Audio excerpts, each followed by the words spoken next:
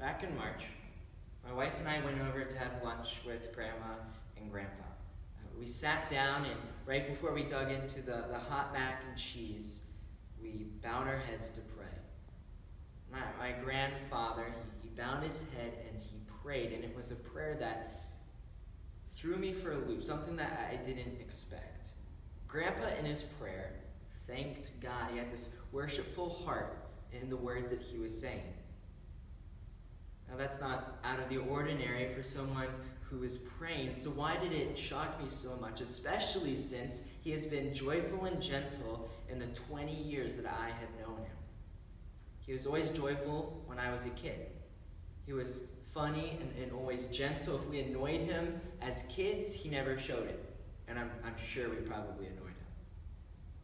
He would always be singing some silly song, reciting some poem that he made up in his head, or telling some corny joke that normally went way over my head. But he was always funny and gentle and joyful.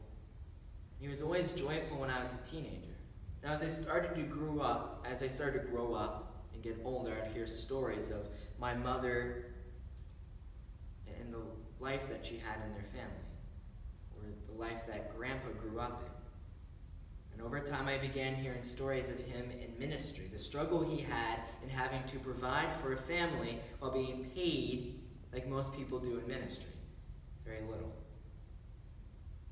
Grandma and Grandpa weren't able to retire on their own somewhere away, and yet, despite all that, he was still joyful and gentle. And he was still joyful even as an adult.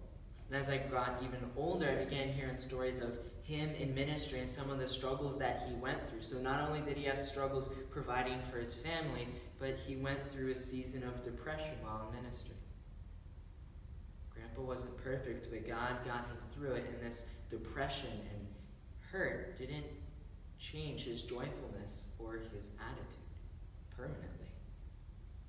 You would have never known it if you knew him when I did. When I sat there, with my head bowed, getting ready to eat this hot mac and cheese, and I heard him pray, I was thrown by his worshipful heart. After all he went through in his life, the disappointments and the struggles and the difficulties, he was still praising God. But most of all, what surprised me was that after being in and out of the hospital, almost dying a couple of times in the past year, up until that lunch, he was still praising God despite all of it.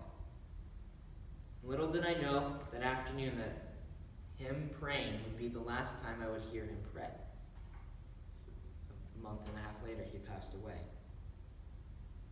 And even though he is gone, his joy and gentleness, despite pain, depression, and suffering, will never be forgotten.